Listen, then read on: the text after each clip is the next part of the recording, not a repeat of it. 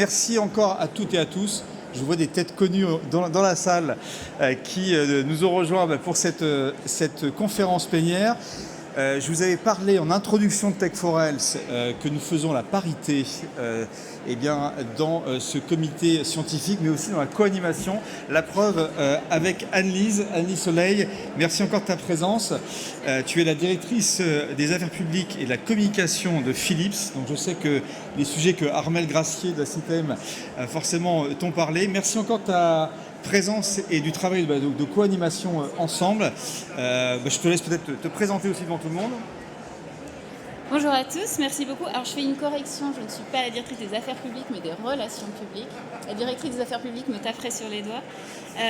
Donc de chez Philips France, tous ces sujets autour de l'IA nous intéressent en particulier parce que c'est notre cœur de métier, mais aussi parce que c'est important, et ça a été dit dans la première table ronde, qu'on soit tous des acteurs de l'efficience, qu'on soit tous autour de la table pour non seulement poser le cadre, mais proposer des solutions qui améliorent le système et qui le rendent efficient. Merci beaucoup Jérôme déjà de m'avoir proposé de faire partie du comité scientifique et d'animer cette table ronde avec toi. Je pense qu'on va démarrer parce qu'on a plutôt envie d'entendre nos... Très bien, je t'en prie, installe-toi. Alors, pour cette conférence plénière donc, sur l'IA, l'alpha et l'oméga de l'efficience en santé, on va respecter la même approche que pour la conférence inaugurale, c'est-à-dire d'avoir des aspects très concrets sur l'usage de l'IA. Alors pour cela, nous avons plusieurs intervenants et intervenantes que je remercie une nouvelle fois. Nous avons, et je vais l'annoncer en conférence inaugurale, la chance d'avoir Irène Marcheter qu'on peut applaudir puisqu'elle vient juste de Montréal pour passer nous voir à Tech4Health.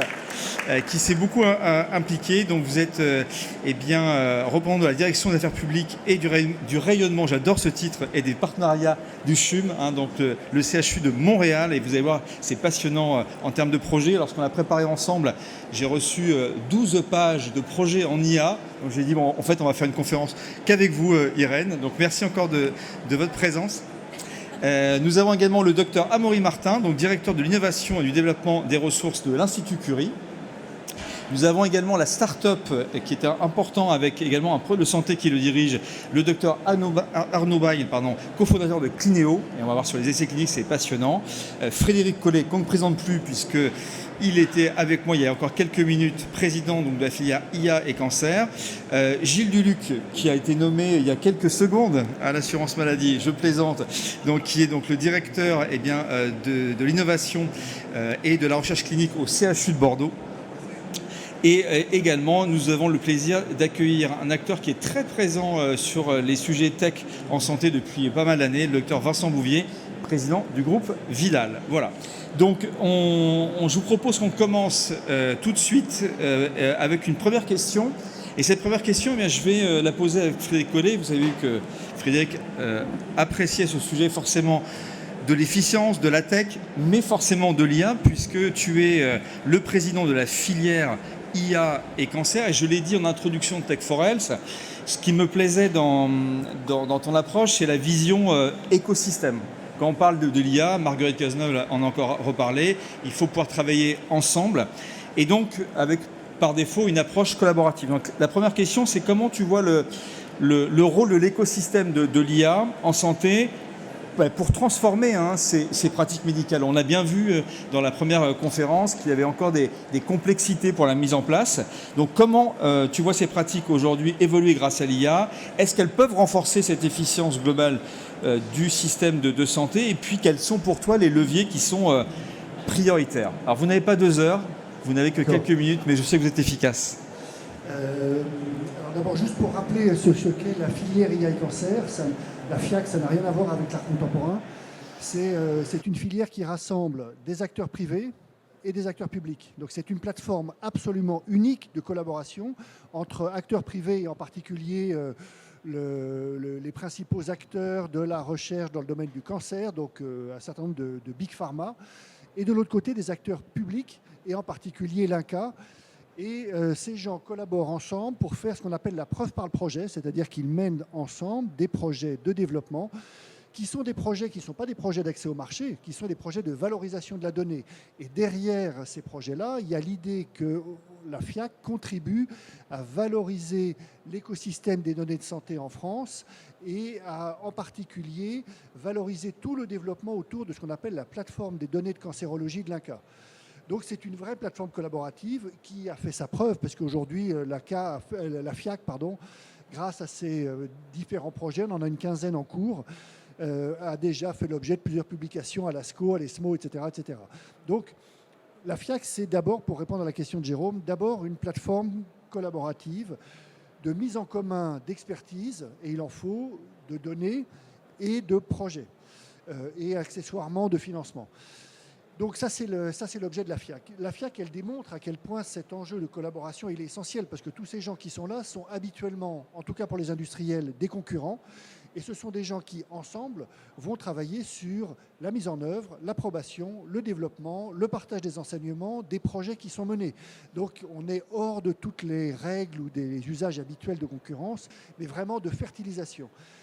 Et c'est également un enjeu qui est dans la façon dont on va créer un écosystème attractif. 1 euro sur 2 de ce que nous dépensons à la FIAC va à l'écosystème des startups dont un certain nombre sont ici aujourd'hui. 1 euro sur 2.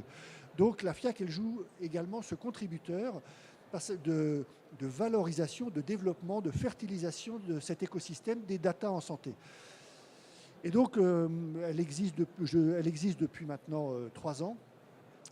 Et peut-être que dans les principaux enseignements, et je pense qu'on aura l'occasion d'en revenir, mais je rebondis sur ce que disait Marguerite, l'enjeu principal, quand on parle d'IA, et probablement que les gens autour de la table le confirmeront, l'enjeu principal dans ce moteur, c'est le fuel, c'est la qualité de la donnée.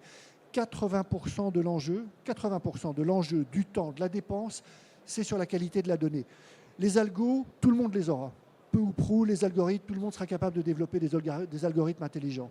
La qualité de la donnée, elle est essentielle. Et c'est là le rôle de la FIAC, parce qu'on a en France historiquement une certaine expertise dans la collecte de données, mais également maintenant l'enjeu est de la structurer, de la rendre interopérable, de lui permettre de se parler, et donc de la rendre accessible également. Et donc voilà en 2 mots ce que fait la FIAC et quel en est un premier enseignement sur la qualité de la donnée.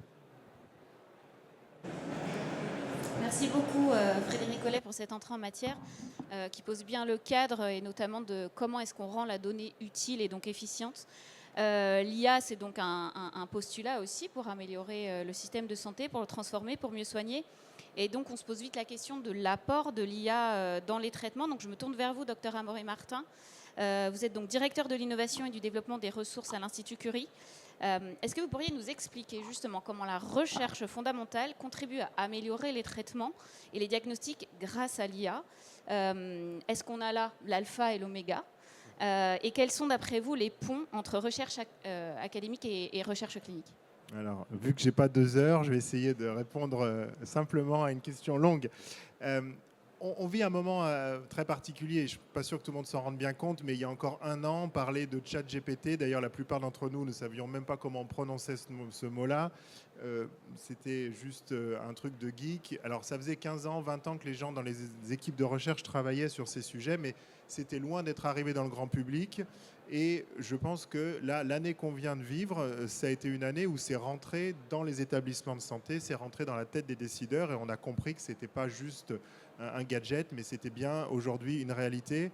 Et donc, on est dans ce moment très particulier de foisonnement où des sociétés se créent, des initiatives se lancent, tout le monde se saisit de cette question, et c'est très bien, il ne faut surtout pas freiner cette dynamique-là.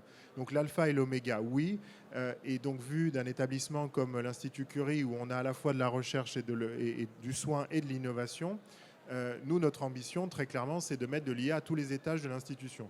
Donc tous les étages, ça veut dire pour un usage administratif, comme des outils de base qui doivent être donnés à nos chercheurs, pour le soin courant, comment on peut améliorer l'efficience du soin, l'arrivée des patients, fiabiliser le diagnostic, etc.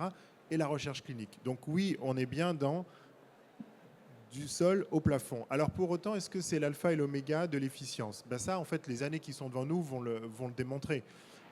Nous, le constat qu'on fait sur ces sujets, c'est que Frédéric disait, il y a l'enjeu de la donnée, de la qualité de la donnée. C'est clair, c'est essentiel. Mais il y a aussi la réalité des systèmes d'information, la réalité de ce que c'est qu'aujourd'hui un centre de recherche, de ce que c'est qu'aujourd'hui un hôpital. Et il faut quand même se le dire, on a des systèmes d'information qui sont largement du siècle dernier. Et je ne veux pas dire qu'ils sont du 19e parce qu'il n'y avait pas de numérique, mais du 20e sans aucun doute. Et donc, faire de l'IA sans une infrastructure numérique de qualité qui soit remise au niveau, c'est en fait juste impossible.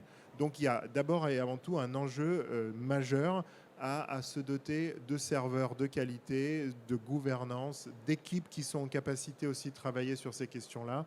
Et à partir de là, on pourra pouvoir se projeter dans l'alpha et l'oméga comme on le souhaite. Et juste pour conclure, puisque c'était le point sur la recherche, aujourd'hui, et je reprends ce que disait Frédéric, un chercheur, il travaille avec des données. Et donc, par nature, ça devient son substrat de travail. Et donc, les outils produisant ces données, pour le coup, elles sont contrôlées. C'est des données expérimentales dans des différents outils, que ce soit de l'imagerie, que ce soit de la génétique, ce que vous voulez. À partir de là, la maîtrise des outils pour exploiter la donnée, elle devient absolument clé. Et on est rentré de plein pied dans l'ère des biotechnologies. Ça fait 20 ans que vous avez l'impression qu'on y est. Non, c'est pas vrai. On y est maintenant parce qu'on est capable de lier la biologie et la technologie. Et donc, à l'Institut Curie, les équipes qui travaillent sur du single cell, imaginez ce que ça veut dire. On prend une cellule unique. C'est-à-dire qu'on découpe un organe, on découpe les tissus, on prend une cellule et on fait du séquençage in silico dans la cellule et on est capable d'analyser la diversité des tumeurs, en fait, non pas de la personne, mais bien dans le même tissu d'une même personne. Et c'est comme ça qu'on arrive à voir des sous-populations qui demain seront peut-être celles qui vont créer des résistances, identifier celles qui vont générer des métastases. Voilà quelques exemples, mais ça, c'est la réalité aujourd'hui du travail des équipes de recherche et qui, évidemment, demain va devenir peu à peu la réalité dans le soin, mais chaque chose en son temps, il y a un certain temps de transfert étape après étape. Merci beaucoup, Dr Martin. Donc on voit bien, ici on touche du doigt tout le potentiel de l'IA. Il y a à tous les étages, pas d'IA sans data. On évoque l'efficience de l'IA côté système, côté recherche, et donc on commence à se poser la question sur l'apport aux patients, dans la façon dont ça s'intègre dans le parcours de soins à l'échelle des établissements. Donc Gilles Deluc, bonjour, vous êtes le directeur de la recherche clinique et de l'innovation au CHU de Bordeaux, qui est un établissement qui est réputé pour la façon dont il intègre les innovations technologiques justement dans le parcours de soins. Est-ce que la description qui a été faite par Frédéric Collet et par le docteur Martin sur le potentiel de l'IA justement au regard de l'innovation technologique est une réalité pour un établissement comme le vôtre? J'espère que la réponse sera oui. Et comment est-ce que vous intégrez justement, vous, l'IA dans la recherche clinique dont vous avez la responsabilité dans le quotidien? Oui, merci beaucoup. Merci également de nous avoir invités parce que je suis probablement en tant qu'établissement le moins connu de la table ronde. Donc je vais juste dire un mot sur le CHU de Bordeaux pour qu'on mesure bien d'où je parle en fait, pour bien comprendre que je ne parle pas forcément pour tout le monde, mais que quand même des parallèles peuvent être faits et on a entendu quelques éléments qui sont très, très clairement partagés. Le CHU de Bordeaux, c'est 15 000 agents hospitaliers, donc médicaux, non médicaux, administratifs, techniques. Ce point est très important, je vais y revenir. C'est 1500 médecins chercheurs qui ont vraiment une activité de recherche en plus d'être médecins. C'était dit, ça fait partie des missions complémentaires des établissements de santé. C'est un établissement aussi qui est en déficit, comme beaucoup d'autres à l'échelle nationale. Je tiens à le dire parce que c'est aussi important quand on parle d'efficience, même si ça ne nous résume pas.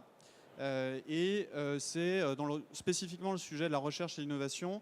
On est porteur d'un certain nombre de programmes d'IHU, d'instituts hospitalo universitaires, de RHU, de programmes d'accélération d'accès au marché pour des technologies en effet qui intègrent de l'IA, et puis des appels d'offres qu'on a obtenus en collaboration avec des partenaires industriels, technologiques, start-up, mais aussi grands groupes, dans le cadre des appels d'offres de France 2030.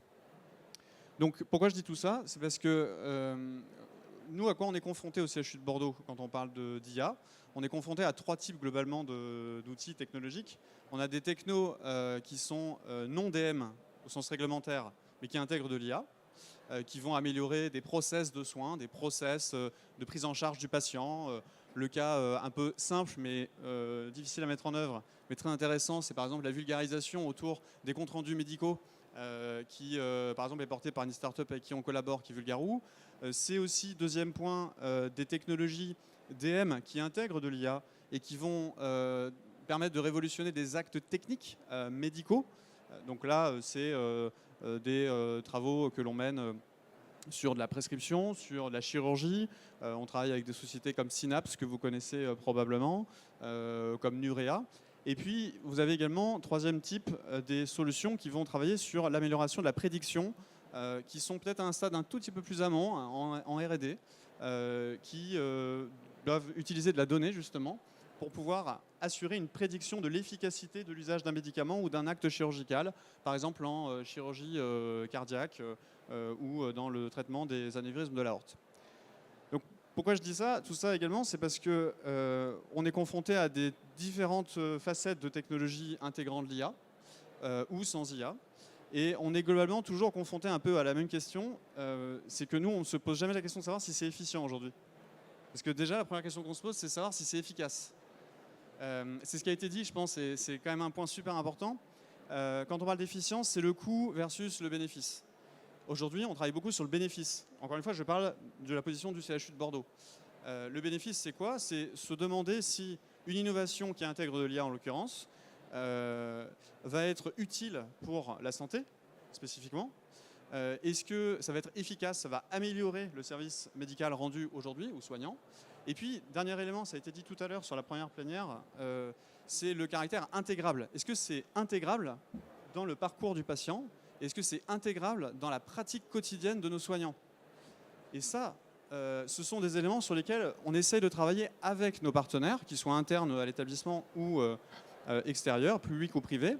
Parce qu'aujourd'hui, avant de parler d'efficience, on a la difficulté à accompagner nos acteurs, nos partenaires, pour qu'ils anticipent tous ces éléments-là, pour ne pas se retrouver au moment fatidique avec des dites barrières réglementaires, qui en fait ne sont pas des barrières réglementaires en tant que telles, ce sont simplement des barrières qui sont là pour matérialiser une évaluation du bénéfice clinique d'une solution qui intègre de l'IA.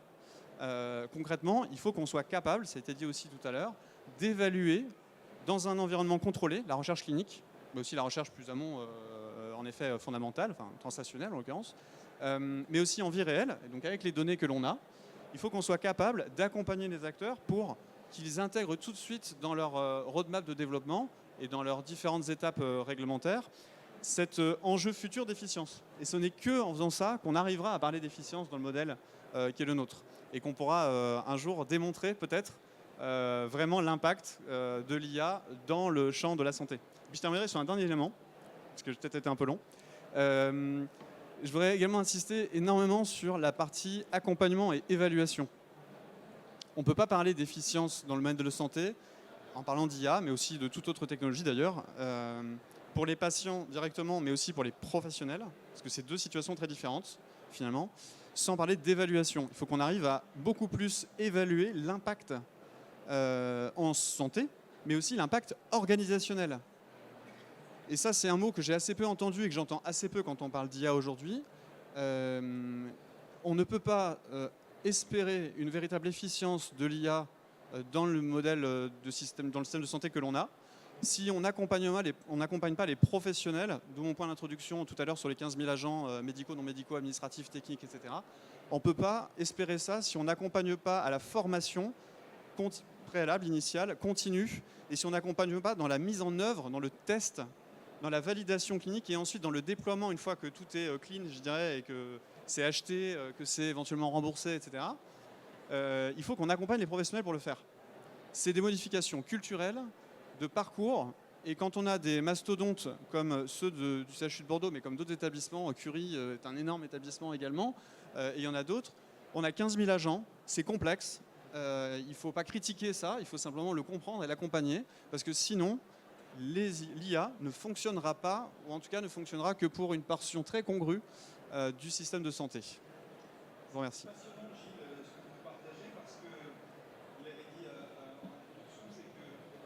Bordeaux est très connu, hein, je vous rassure. C'était vraiment l'esprit au niveau de Tech4L, c'est d'avoir l'ensemble des acteurs du territoire. On va en parler bien sûr même en dehors du territoire avec le CHUM. Ça, c'est le premier point. Et le deuxième point, vous venez de décrire ce qu'on appelle la problématique du dernier kilomètre, de tout, en fait, de tous les acteurs de technologie et donc forcément des systèmes de santé. Et notamment, je ne sais pas si vous avez vu dernièrement, depuis quelques jours, il y a une publication qui a été faite sur les startups.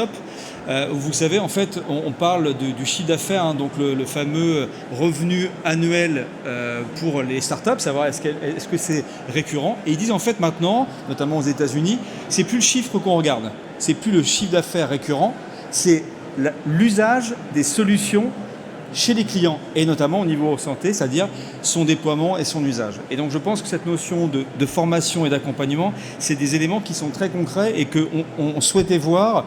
On a parlé avec le docteur Villimino au niveau de la médecine de ville, mais aussi au niveau hospitalier sur des grands centres comme celui de Bordeaux. L'autre point qu'on voulait avoir avec Anne-Lise ce matin sur la partie IA, c'est un regard international. C'est comment on parle d'efficience, c'est bien sûr. Et là, vous avez tous les acteurs qui sont en France. On voulait aussi avoir cette dimension internationale avec un établissement qui, lui, aussi est très connu, hein, qui est le CHUM, hein, donc le Centre hospitalier de l'Université de Montréal, donc avec Irène Marchetin. Donc merci encore, Irène, du temps de préparation et puis surtout du temps de voyage pour venir nous voir. Et lorsque on s'est connecté pour échanger, on s'est dit vraiment un élément important, c'est que moi je connaissais le CHUM depuis pas mal de temps. Avec Sim4Health, on a créé donc une entité à Montréal et on était vraiment impressionné par la capacité d'intégration des innovations. Vous avez mis tous les acteurs autour de la table pour que ces innovations, elles se développent, mais elles se diffusent.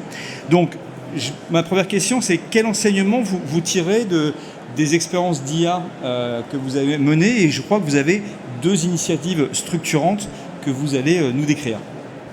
Alors, merci beaucoup, Jérôme, de l'invitation. Je me sens très bien entourée ce matin. Évidemment, avec mon titre, vous voyez bien que je suis la seule qui n'est pas une spécialiste en IA ici. Mais ça me fait grand plaisir de vous partager les initiatives du CHUM. D'abord, comme mon collègue de Bordeaux, le CHUM, c'est un hôpital tertiaire et quaternaire que nous avons terminé de construire en 2017, la dernière phase en 2019. Donc, c'est la réunification de 3 hôpitaux sur un seul site, à la fine pointe de la technologie. Donc, quand tout ça s'est terminé en 2017, on s'est dit, bien, on a un hôpital à la fine pointe de la technologie. Maintenant, il faut se doter d'une stratégie d'innovation et d'IA. Donc, qu'est-ce qu'on fait? Le succès a été la vision de notre PDG de l'époque, que probablement plusieurs d'entre vous connaissent, Dr. Fabrice Brunet. Mais aussi, le succès qu'on a eu, c'est de mettre une équipe en place dédiée à l'innovation et à l'IA pour accompagner les équipes. On avait beaucoup de données.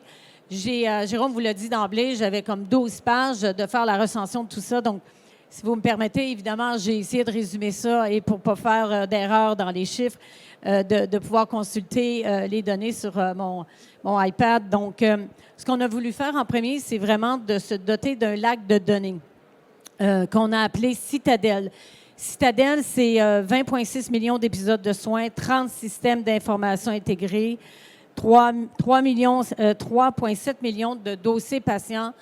Donc, ce que ça nous a permis de faire, ce lac de données, c'est d'aller recruter une vingtaine de data scientists que vous appelez ici en France pour pouvoir faire le lien entre ces données et la pratique. Donc, c'est bien beau d'avoir des données, vous l'avez dit d'emblée tout à l'heure, mais également d'aller un peu plus loin et d'arriver avec la formation. Donc, ceci nous a permis de travailler évidemment sur la gestion des flux patients, l'anticipation de tout ce qui s'est passé avec la COVID. Donc, on a pu mettre en place différentes données dans différents centres hospitaliers de la grande région de Montréal et du Québec. On a travaillé sur la gestion des stocks également, mais aussi dans plusieurs activités cliniques, dont la radiologie, la neurologie et bien d'autres. Ce qu'on a dit, on a des données, mais maintenant, qu'est-ce qu'on a besoin? C'est de la formation. Vous savez, l'IA, ce n'est pas un besoin pour les gens qui y travaillent. C'est un outil pour améliorer, évidemment, la santé de la population. Et souvent, on a besoin d'être accompagné parce que c'est toute une question de gestion de changement. À l'époque, c'était l'IA qui ne remplaçait pas les professionnels de la santé. Aujourd'hui, on a un autre défi avec l'IA générative qui peut menacer les emplois.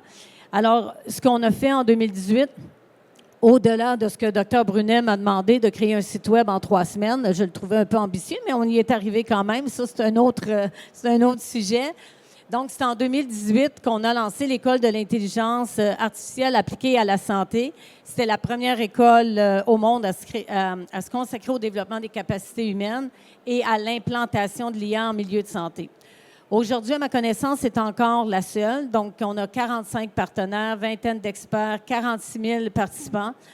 D'ailleurs, je dois vous dire qu'on était peu fiers en janvier dernier de travailler avec plusieurs universités françaises, dont celle de Bourgogne, de Caen, Paris-Cité et de Nantes, pour lancer le premier diplôme universitaire d'IA générative en santé au monde. Donc, on a une première cohorte de 25 étudiants originaires de France, du Canada et d'Afrique du Nord qui vont terminer leur programme en mai prochain. Et on m'a dit que ça allait être reconduit en 2026. Donc, le succès là-dedans qu'on a appris, c'est il faut que pour que ça fonctionne, ça vienne d'en haut, d'avoir une vision globale de l'institution, d'avoir une stratégie organisationnelle. Il faut avoir des équipes qui les accompagnent, ces gens-là, sur le terrain.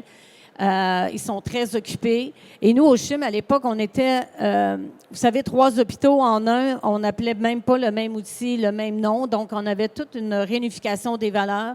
Donc, dans une période de grands changements. Et d'amener l'IA, on savait que effectivement, la profession allait évoluer. Donc, il fallait accompagner ces équipes-là. Ce n'est pas tout le monde qui veut faire de l'IA. Donc, ce qu'on a fait, c'est qu'on a libéré du temps à ceux qui voulaient innover. Si on ne les implique pas ou on n'implique pas les bonnes personnes, on n'y arrivera pas. Donc, c'est un peu ce qu'on a fait, nous, essayer d'utiliser l'IA comme un moyen pour résoudre les défis. D'avoir cette vision pour embarquer tout le monde et de poursuivre la formation. Je vous dirais, en quelques mots, on a parlé beaucoup de cancer.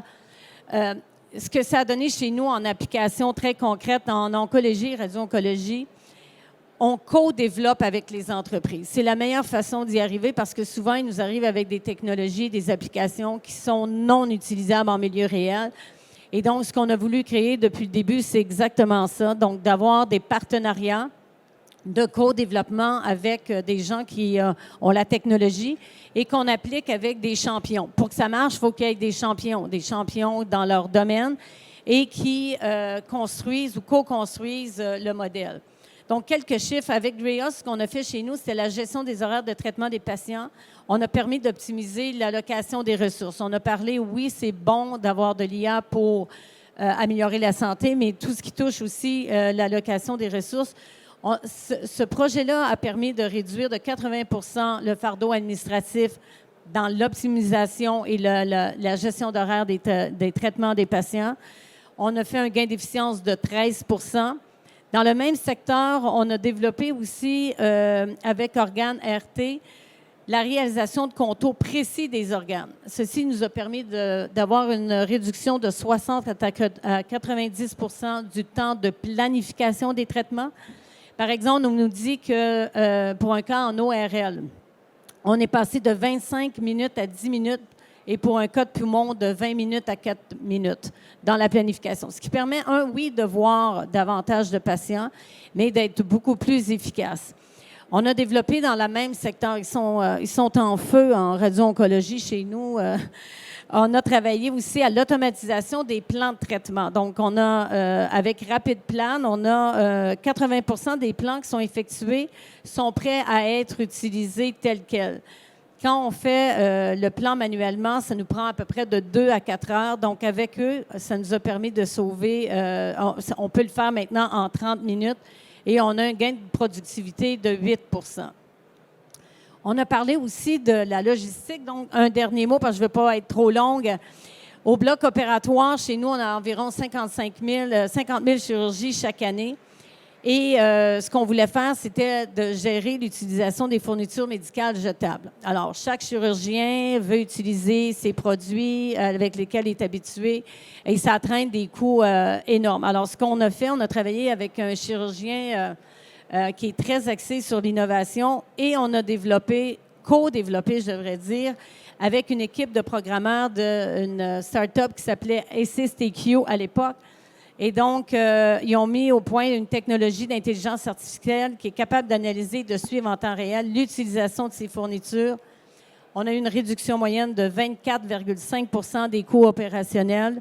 Et donc, à l'échelle de tout le bloc opératoire, ça pourrait représenter entre 4,5 à 8,4 millions. Et comme on a 400 000 chirurgies au Québec par année, vous imaginez que le coût sur les... et on a dit un peu plus tôt, on a les mêmes défis, tant chez vous que chez nous, les coûts de santé explosent. Donc, si on est en mesure de réduire aussi les coûts de santé à ce niveau-là, ça serait extrêmement pertinent. Donc, pour nous, ce qui est important, c'est qu'au Québec, on a un écosystème qui est très axé sur l'innovation. On a la chance d'avoir le Milan avec professeur Joshua Bengio. On a Ivado, on a différentes organisations, le Conseil de l'innovation, où la personne fait la tournée du Québec pour nous parler d'IA, nous parler d'innovation. Mais je pense que ce qu'il faut retenir, c'est les données, oui, c'est important, mais d'avoir des gens qui sont capables de les traduire en milieu clinique, de les apprécier, d'avoir des équipes qui les suivent, les accompagner, mais aussi de former. Et évidemment, un des grands défis qu'on va avoir, c'est vraiment le modèle de financement qu'on a qui est actuellement un peu inadapté chez nous pour la commercialisation, qu'on puisse passer du laboratoire en milieu réel certainement vers les milieux de soins. Et il faut continuer à former la relève parce qu'actuellement, même dans la formation, la relève, l'IA, ça ne fait pas partie de ça. Donc, de travailler avec les universités pour poursuivre la formation et d'inclure l'IA dans leur formation, je pense que ça, c'est la clé du succès. Je m'arrête ici, Jérôme. Je n'ai pas été trop longue parce que j'ai encore beaucoup de pages. Hein? Oui, vous avez encore 2h30, donc c'est bon. Vous voyez, merci. Merci encore de l'invitation. Merci. On peut applaudir encore une nouvelle fois Irène pour, bien sûr, sa synthèse de ces 12 pages. Et puis, en fait, un des points, mais on aura seulement le point en conclusion. Je vous poserai la question sur la comparaison en fait, avec les systèmes. Et vous l'avez un peu dit là aujourd'hui au niveau de la formation. Ça a l'air d'être aussi une demande qui est très, très présente aussi en France. N'hésitez pas aussi, j'aurais dû vous le dire en introduction de cette table ronde, vous avez le hashtag Tech4Health sur LinkedIn que vous pouvez utiliser si vous voulez partager également vos points de vue. Et puis si on a un petit peu de temps tout à l'heure et également les micros, on pourra également vous laisser la parole si vous voulez poser des questions. Anne-Lise, on continue après ce brillant exposé d'Irène avec un sujet tout aussi passionnant sur les essais cliniques. Oui, on va un petit peu recentrer sur le patient. Merci beaucoup Irène, c'était hyper intéressant et de voir qu'il y a vraiment des synergies, des similitudes. Hein. Vous évoquiez la co-construction, l'IA à tous les étages. Le patient, lui, dans tout ça, où est-ce qu'il est? Donc, on a vu que l'IA permet d'accélérer et de rendre davantage concret cette notion de bon traitement au bon patient. Docteur Bell, vous êtes médecin oncologue médical à l'Institut Gustave Roussy et vous êtes surtout le cofondateur de la start-up Clinéo qui permet d'identifier les essais cliniques pertinents pour chaque patient atteint de cancer grâce à des algorithmes d'IA. C'est en quelque sorte un facilitateur, vous allez nous expliquer tout ça. Est-ce que vous pourriez d'abord nous partager un exemple concret de quand votre plateforme a permis justement cette synergie-là et également, on aimerait aussi vous entendre sur l'impact d'une telle solution pour les patients, pour le personnel soignant, pour le système de santé. Merci beaucoup pour l'invitation. Donc, peut-être un chiffre pour illustrer avant de donner un exemple, hein, c'est il y a moins de 5% des patients en oncologie qui sont inclus dans un essai clinique, alors que 70% seraient prêts à y participer. Et dans le même temps, il y a 20% d'essais qui échouent faute de recrutement. Donc on a un vrai paradoxe, et on parlait d'efficience tout à l'heure et des différents domaines dans lesquels l'efficience en santé peut être améliorée. La recherche clinique, alors qu'on travaille sur des molécules extrêmement innovantes, reste encore très archaïque pour plusieurs raisons. On a parlé de la data, on a parlé des systèmes, l'infrastructure. Et donc nous, on essaye finalement, avec notre solution, d'être plus efficient dans ce domaine-là de la recherche clinique.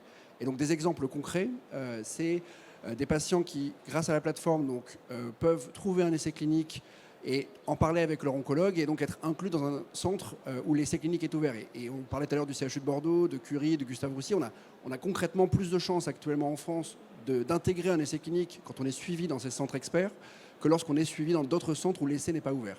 Donc nous, une des premières missions de Clinéo, c'est de permettre à tous les patients d'accéder à la recherche clinique. Et donc ça, c'est un exemple concret. Sur la plateforme, on a aussi des témoignages de patients qui ont trouvé des essais dans leur propre centre. parce que avec l'augmentation du nombre d'essais cliniques, l'augmentation du nombre de données qui sont disponibles, c'est très complexe pour s'y retrouver. Et en tant que médecin, c'est trop chronophage, trop compliqué en consultation de faire une recherche pour tous les patients de façon systématique. Donc même au sein de son centre, on peut passer à côté d'un essai clinique. Donc je pense que c'est finalement le système de santé est très complexe. Nous, c'est vraiment dans le domaine de la recherche clinique qu'on essaye d'avoir un impact avec une solution innovante. Et peut-être moi le point sur lequel je voudrais insister, c'est le fait qu'il faut que si l'IA peut améliorer l'efficience, elle doit être aussi au service d'un besoin clairement identifié. Et moi, en tant qu'oncologue, j'ai été vraiment confronté directement à ce problème-là. Et demain, dans tous les domaines de la santé, ou dans les domaines, même on parlait de l'opérationnel à l'hôpital, etc., il faudra vraiment écouter les besoins pour trouver vraiment là où l'IA peut avoir un impact et être aidant. Ça, c'est un premier point, à mon avis, qui me paraît assez majeur. Et quand on parle d'efficience, finalement, il faut aussi de la pertinence. Ça a été très bien dit sur l'efficacité et l'efficience. Mais voilà, demain, il va falloir trouver des solutions d'IA qui répondent à un vrai besoin et bien sûr qui soient efficientes. Et le point peut-être aussi complémentaire, c'est que finalement, l'IA, c'est très complexe. On le voit bien, on a tous des parcours un peu différents, mais on n'a pas tous les compétences pour répondre à ce problème-là. Et moi, je suis frappé, en tout cas en étant dans une aventure entrepreneuriale sur l'IA, c'est aussi le besoin qu'on a de travailler, de collaborer. Il faut travailler main dans la main en tant que médecin avec des ingénieurs pour forcément développer ces algorithmes dont on parlait. Et je pense que c'est la multidisciplinarité qui permettra de répondre vraiment aux besoins. Il y a des exemples de solutions d'IA qui ne sont pas du tout utilisées par les médecins parce qu'elles n'ont pas été pensées, je pense, avec les médecins. J'ai des exemples en radiologie notamment où finalement ça prend plus de temps d'utiliser l'IA que de ne pas l'utiliser. Et au contraire, il y a d'autres exemples où on voit que l'IA fait gagner énormément de temps. Et c'est bien sûr pas au niveau que médical, c'est aussi au niveau paramédical et au niveau opérationnel, au niveau de l'hôpital. Donc je pense que ça, c'est un vrai sujet sur les années à venir. On parlait de formation. Je pense qu'il y a aussi un enjeu finalement d'avoir des ponts, de ne pas travailler en silo et de mettre ensemble des gens. Et je pense qu'il y a beaucoup d'initiatives qui permettent, on parlait tout à l'heure de la FIAC, mais de mettre ensemble différents profils, différentes professions qui peuvent à mon avis répondre à ces enjeux-là. Et donc moi, à titre personnel, je suis assez convaincu et je pense qu'Amaury le disait bien, on est en train de vivre une révolution grâce à l'IA qui n'est pas encore visible par tous et qui va s'accentuer. Mais il faut l'accompagner, elle sera plutôt en complément qu'en remplacement. Et il va y avoir des mutations de métiers, de travaux, mais on ne va pas remplacer les gens, il y a toujours ce lien avec les gens. Par contre, voilà, beaucoup d'archaïsmes qu'on a dans le système, qu'on subit entre guillemets en tant que professionnel de santé, on parlait des logiciels, etc., vont forcément bénéficier de l'IA, mais il faut savoir l'accompagner. Et bien sûr que la pertinence et l'efficience vont ensemble, mais il va falloir être bien sûr efficient pour utiliser au mieux ces solutions. Ces précisions importantes sur l'impact pour les patients des essais cliniques et de l'évolution grâce à l'IA. On va continuer maintenant avec le docteur Vincent Bouvier. Vous dirigez, vous êtes président de Vidal Group. Alors on connaît forcément Vidal, le livre rouge, depuis presque 100 ans, plus de 100 ans je crois. Mais ce qui est passionnant là depuis quelques années, c'est qu'en fait on a déjà fait des tables rondes ensemble. Vincent, en fait Vidal maintenant c'est une boîte de tech. Est-ce que c'est encore une start-up même? Et donc derrière cette question, c'est comment, Margit Klosner en a parlé tout à l'heure en disant il faut aussi travailler sur l'efficience avec peut-être l'usage des algorithmes particuliers. Comment vous voyez au sein de Vidal cette évolution et comment vous accompagnez en fait cette démarche autour de l'efficience du système de santé?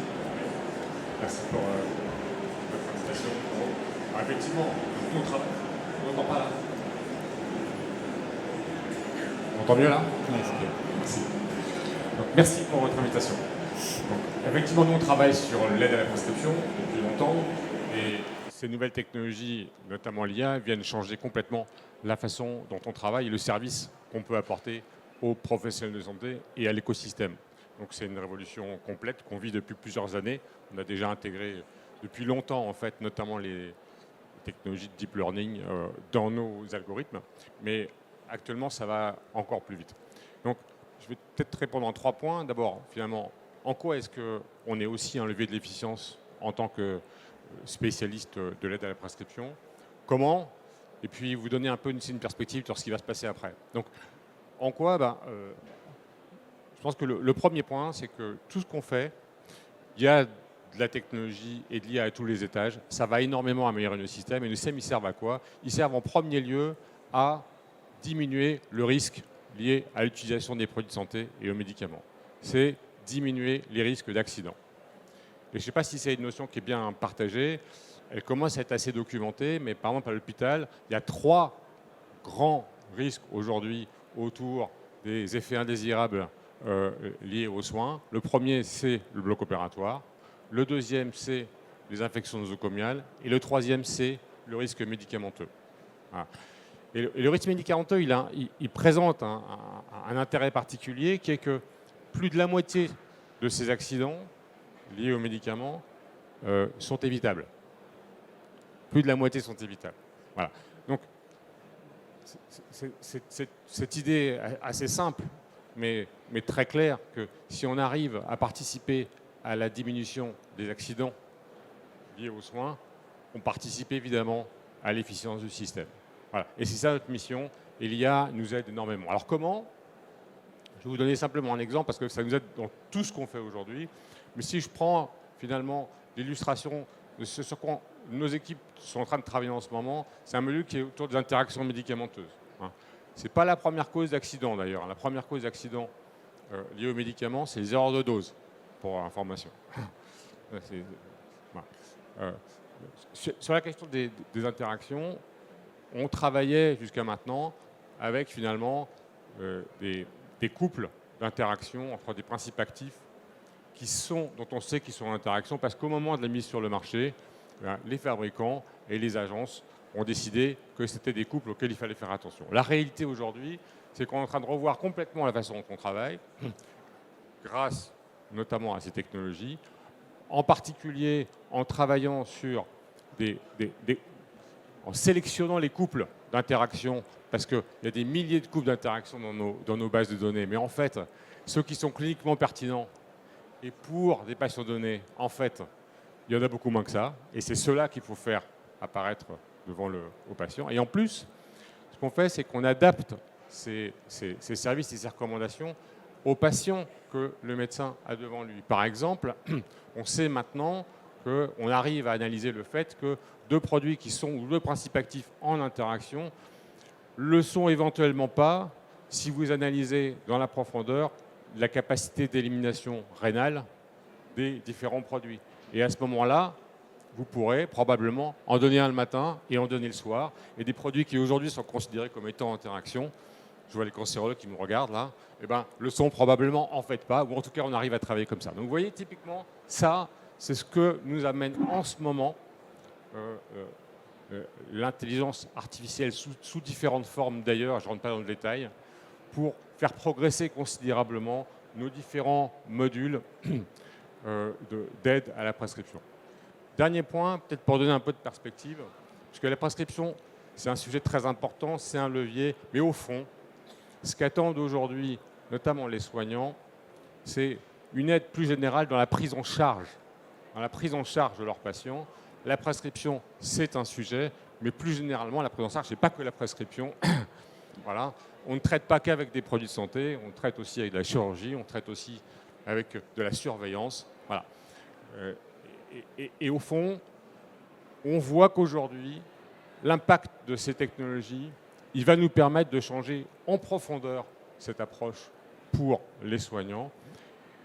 Et en particulier, il va permettre à chaque instant et pour chaque patient, de pouvoir réévaluer si la stratégie thérapeutique en cours est la bonne. Donc, aide à la stratégie thérapeutique. Voilà. Ça, c'est ce sur quoi on travaille en ce moment. Nous, particulièrement chez Vidal, on va proposer et présenter des choses dans ce domaine-là. Et si vous voulez, c'est une révolution qui est aussi profonde que celle des marins qui font le Vendée Globe. Pour donner un exemple simple, si vous avez probablement pas fait le Vendée Globe, mais peut-être que vous l'avez suivi, et peut-être que vous avez été parmi ceux qui ont fait, vous savez, le virtuel regatta pour essayer de participer, il y en a 300 000 quand même. Si vous n'avez pas utilisé l'option du routage, qui vous permet de prendre en compte le temps qu'il fait, les vagues qu'il y a autour des bateaux sur les 10 jours qui viennent, vous n'avez aucune chance de gagner. Vous avez peut-être fait cette expérience-là. Si demain, vous n'utilisez pas ces outils qu'on prépare sur l'aide à la stratégie thérapeutique, probablement, il y aura une vraie perte de chance pour votre patient pour l'amener le plus vite possible à l'endroit de sa guérison ou à l'endroit de la stabilité de sa maladie chronique. Voilà. C'est ça qui est en train de se passer. Et ça, c'est irréversible.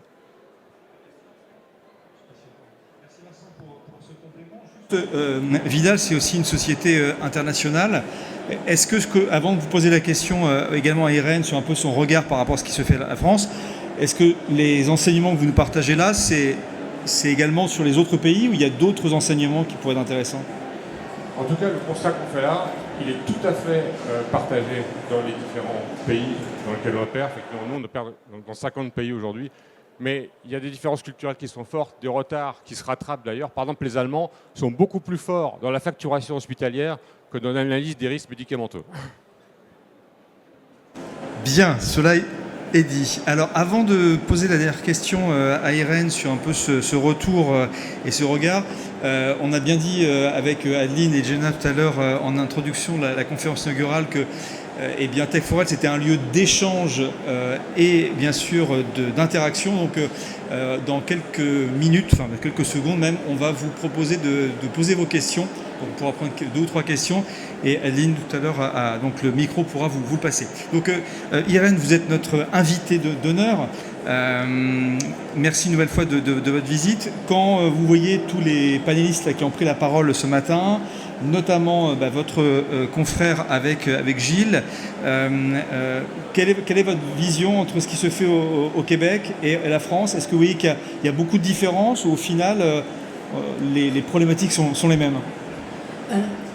En fait, chacun d'entre eux ont apporté un élément extrêmement important. On a les mêmes défis. On a des compagnies qui ont des idées, on a des ingénieurs qui veulent travailler. Dr. Bell l'a mentionné un peu en cancérologie. Ceux qui arrivent avec des technologies, s'ils ne sont pas adaptés aux patients, et le patient, on l'oublie toujours, malheureusement, trop souvent. On arrive, on a une idée. Wow, c'est fantastique, ma fille, mon oncle, ma tante a telle problématique, donc j'ai une solution. Mais est-ce que cette solution-là peut être adaptée dans le milieu réel? Et donc, elle doit être amenée à être co-développée. Je reviens là-dessus, c'est vraiment extrêmement important. Je pense qu'avec ce que notre collègue du CHU de Bordeaux l'a fait, il s'enligne vers ça. Il faut que tu aies une vision claire, mais le co-développement pour le patient, pour les équipes, est vraiment extrêmement important, mais à la fin, et ce qu'on a dit ici avec mon collègue, c'est la formation, il faut les accompagner. Ce n'est pas uniquement de mettre cette technologie au service des patients, puis après, débrouillez-vous, parce que la technologie va évoluer, les besoins des patients vont évoluer et la formation va évoluer. Et donc, pour pouvoir réussir à garder le rythme ou le pace, comme vous dites ici, il faut constamment être à l'affût et améliorer cette formation. Et donc, les échanges qu'on a ici avec les similitudes, donc, comme je le disais, on a différents partenariats avec des universités qui se font ici dans l'École d'intelligence artificielle appliquée à la santé. C'est un milieu très niché. Au CHU de Bordeaux, on travaille aussi différentes collaborations qu'on doit renouveler et à venir. Donc, je pense que l'expertise des gens, mais les 3 choses que je retiens, c'est les technologies doivent être pensées pour les patients. Donc, si le patient n'a pas besoin de ça, parce que là, on a abordé l'IA, mais on n'a pas abordé les objets connectés dans les gens en ouverture. On a parlé tout ce qui touche l'hôpital à domicile, tout ce qui touche les montres, les objets qui nous permettent de suivre à distance les problématiques du patient.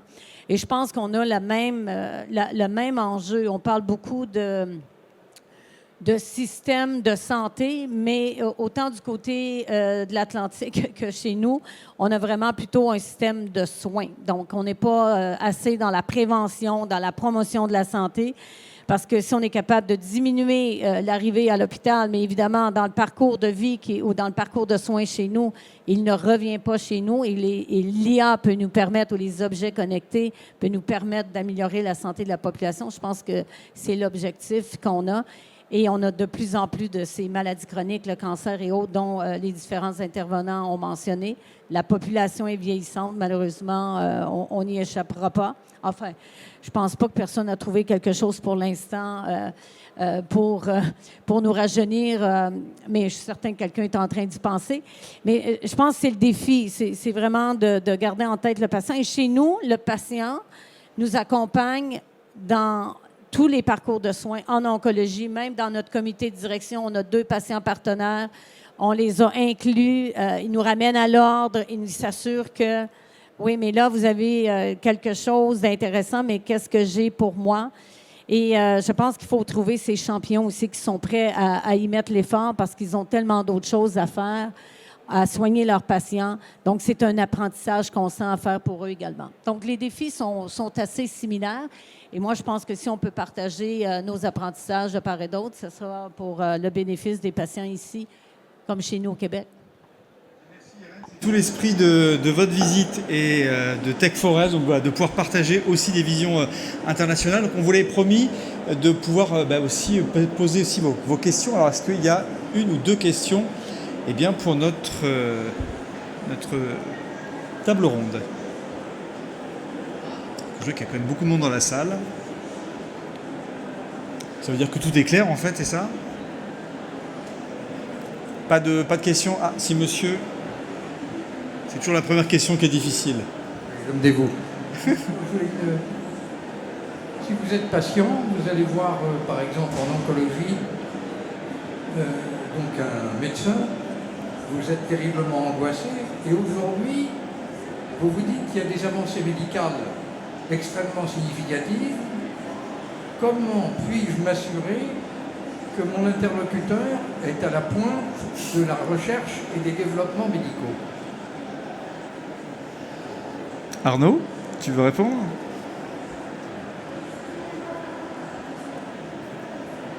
Alors, la question est complexe, mais en fait, le domaine dans lequel on est complexe aussi. C'est-à-dire qu'en tant qu'oncologue, on a énormément d'informations, il y a énormément de congrès, par exemple, de publications, et il y a des milliers de publications, et donc chaque semaine, il y a des nouvelles publications qui changent, entre guillemets, les pratiques.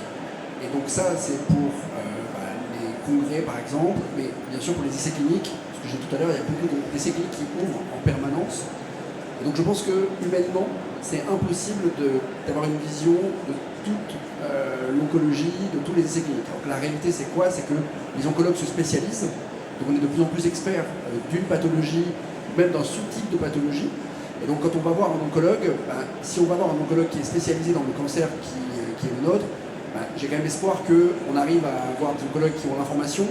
Mais c'est aussi pour ça qu'en cancérologie, on a créé les réunions de concertation pluridisciplinaire pour avoir une collégialité. Donc voilà, on n'a pas une prise de décision quand on est seul, on prend une décision collégiale. Donc ça, c'est la réalité actuelle. Mais plus on va augmenter, plus on va avoir de connaissances et d'accès à des innovations, plus ça va être complexe. Et donc, il va falloir avoir des outils qui vont nous aider pour pouvoir, en consultation, avoir peut-être des alertes ou des notifications. On parlait de l'aide à la prescription, quand on a de plus en plus de médicaments, d'interactions, il faut être aidé. C'est le même principe pour choisir la stratégie thérapeutique. Et je pense qu'après la question de l'oncologue et du patient, il y a aussi toute la logique des deuxièmes avis, de pouvoir avoir aussi un avis d'un autre médecin. Moi, je suis très ouvert quand les patients me demandent d'avoir un deuxième avis, parce que je considère que c'est légitime pour le patient. Donc si un patient a des doutes ou veut être rassuré, il peut aussi faire un deuxième avis. La seule chose, c'est qu'après, il faut éviter le nomadisme médical qui fait qu'on finit par être suivi partout mais nulle part et qu'on perd beaucoup de temps. Donc c'est toujours un peu un enjeu, mais je pense que Laure est ici présente aussi, mais je pense que les patients ont le droit d'avoir des deuxièmes avis, d'être rassurés sur les choses. Et en tout cas, nous, en tant qu'oncologue, on a besoin d'avoir des outils qui nous aident. Et après, voilà, je crois au fait qu'on va se spécialiser de plus en plus dans certains domaines et que c'est grâce à ça qu'on pourra être à jour sur les cancers qu'on va suivre. Et le modèle du cancérologue qui peut suivre tous les cancers, il est en train de disparaître parce que on a de plus en plus d'innovations dans chaque type de cancer, et tant mieux, mais donc c'est de plus en plus complexe de prendre en charge un patient pour un cancer du sein. Merci Arnaud. Et je crois qu'il y a... Vous vouliez prendre la parole, Gilles aussi, je crois. Oui, en fait, moi, je ne suis pas médecin, mais en fait, ce que je voulais dire, c'est que souvent, les médecins, tout le moins chez nous, ce qu'ils nous rapportent, c'est qu'ils sont confrontés aux patients qui arrivent après avoir consulté Dr Google. Alors, ils sont déjà arrivés assis devant le patient avec leur propre autodiagnostic et c'est tout un défi pour les spécialistes. Et moi, je suis entièrement d'accord avec Dr Bellé. Ils ont plein d'informations, ils ont des spécialités, mais c'est peut-être une mise en garde parce que quand tu arrives déjà avec une idée préconçue, tu t'es autodiagnostiqué comme patient, tu es un peu plus fermé à ce que le spécialiste va te dire parce que tu as lu ça sur Internet. Donc, je pense qu'ici, comme chez nous, ça se fait, malheureusement. Oui, moi ce que je voudrais dire, c'est que je n'ai pas la réponse à votre question sur comment est-ce qu'on peut s'assurer qu'on a le meilleur médecin en face de soi. Par contre, je pense que les technologies dont on parle ici, elles vont clairement permettre de faire en sorte que les médecins qui sont les moins bons soient un peu meilleurs. Notamment parce qu'ils vont être assistés dans la stratégie thérapeutique. Oui, excusez-moi, je voudrais également apporter un élément de réponse. Bon, je suis désolé, je vais peut-être pas être complètement dans le sens de ce qui a été dit, enfin en tout cas pas complètement. On parle d'IA, on parle de tech for health. Je pense qu'il faut aussi rappeler que, je vais revenir sur l'aspect organisationnel, en tout cas dans le système québécois, français, on a quand même des filières de prise en charge médicale et soignante qui sont quand même extrêmement performantes. Alors évidemment, tout n'est pas parfait, hein, on est bien d'accord. Il y a toujours des cas particuliers. Mais la plupart il y a de fortes chances que le médecin que vous allez voir en ville, en fait, c'est un médecin qui, par ailleurs, dans son cursus de formation, est passé dans 1, 2, 3 établissements de référence dans le domaine. Et puis, comme ça a été dit, ils passent leur temps à échanger en fait, sur des cas complexes, des cas sur lesquels ils s'interrogent. Donc ça fait partie de la formation médicale et soignante. Là où l'IA peut apporter quelque chose, c'est un plus, c'est un outil qui va peut-être faciliter un certain nombre d'interactions, peut-être s'assurer un jour, croisons les doigts, que le système d'information, ça a été dit tout à l'heure, soit parfaitement interopérable entre l'hôpital et la ville. On verra si on est capable de le faire, mais je pense que c'est quand même probablement le plus gros levier, la plus grosse barrière qu'on a dans les prochaines années, de manière à ce que quand votre médecin va se connecter sur votre dossier, il ait la totalité de la profondeur des données et de l'analyse médicale, soignante de votre parcours de vie qui a été fait. Il y a des choses qui sont en train de se mettre en place, mon espace santé, etc. Il y a plein de choses très positives en France. Mais il faut se rassurer aussi, l'IA favorisera ça, mais par ailleurs, on a déjà un système organisationnel, même s'il y a des défauts, qui fonctionne bien. Voilà, je pense qu'il faut se le dire aussi. Je voulais rebondir sur l'aspect organisation parce qu'elle va avoir un enjeu majeur en fait sur l'efficience. Comment un établissement comme un CHU a mis en place en fait, à gérer on va dire la vague de l'IA à tous les étages et à accompagner justement ce sujet auprès de l'ensemble des professionnels de l'établissement, que ce soit du système d'information jusqu'à chacun des services. Merci pour cette question, parce que une fois n'est pas coutume, je vais être assez direct. La vague, elle arrive pour nous. Elle est là. Enfin oui, ça fait quelques années, mais en fait, on est en plein dedans. Donc on est en train de mesurer la vague déjà. Ça, c'est le premier point. Sans trop plaisanter, on a travaillé. Donc le sujet est complexe, mais on a travaillé sur différents pans, comme ça a été dit aussi tout à l'heure par le docteur Martin notamment.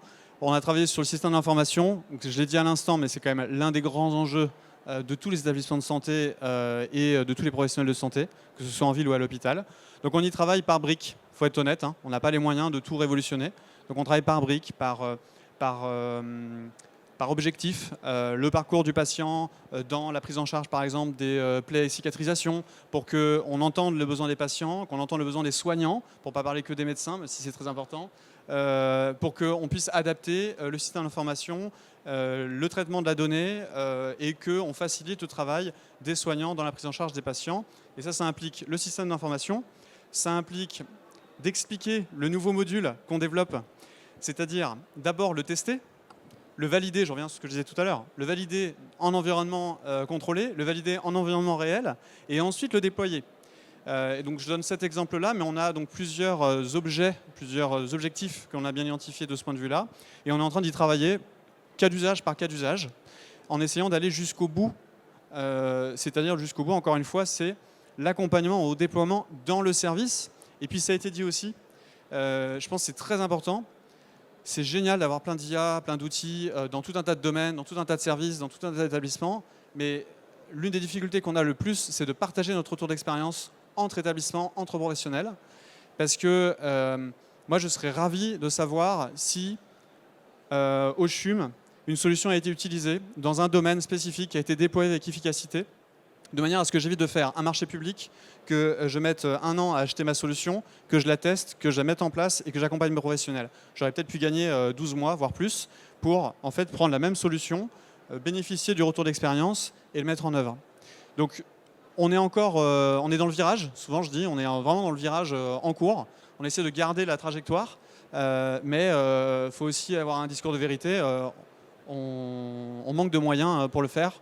J'entends souvent que les établissements de santé publics, notamment, ne savent pas faire. Je pense qu'il faut aussi rétablir un peu des vérités. Mais je pense que c'est valable pour tout le monde. Quand on a les ressources, mais ce n'est pas dire des millions d'euros, hein, quand on a un peu de ressources et un peu de moyens humains pour le faire, les gens sont de très bonne volonté, ont plein de bonnes idées et sont très efficaces. On a parlé de l'esprit start-up dans les établissements publics de santé. Je pense que l'esprit start-up, on l'a aussi chez les hospitaliers et les soignants. Mais ça va prendre du temps. Il faut aussi accepter, malgré la rapidité de la transformation numérique et de l'IA, le corollaire, c'est qu'on ne lâche pas le système, on ne lâche pas les professionnels et qu'on les accompagne aussi pour pas qu'il y ait une distorsion complète, parce que la frustration viendra de cette distorsion.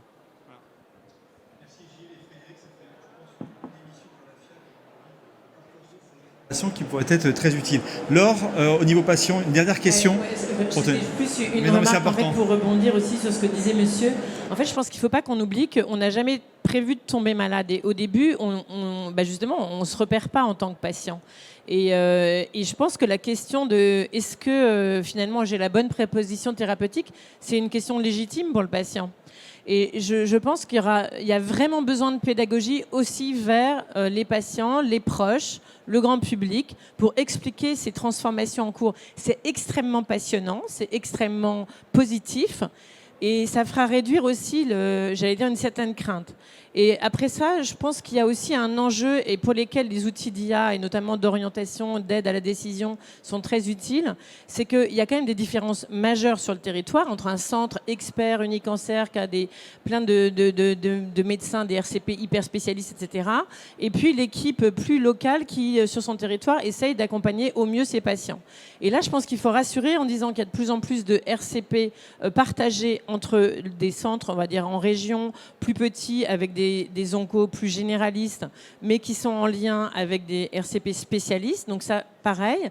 Et typiquement, les outils pour s'assurer que j'ai le bon algorithme de traitement de référence ou de proposer un essai clinique à ce patient ou cette patiente, il faut absolument aller peut-être en priorité vers ces établissements et ces équipes-là qui ont besoin d'être formées et en lien avec les plus experts, de bénéficier de cette avancée. Parce que sinon, on va passer à côté d'un autre problème, c'est l'équité d'accès à tout ça.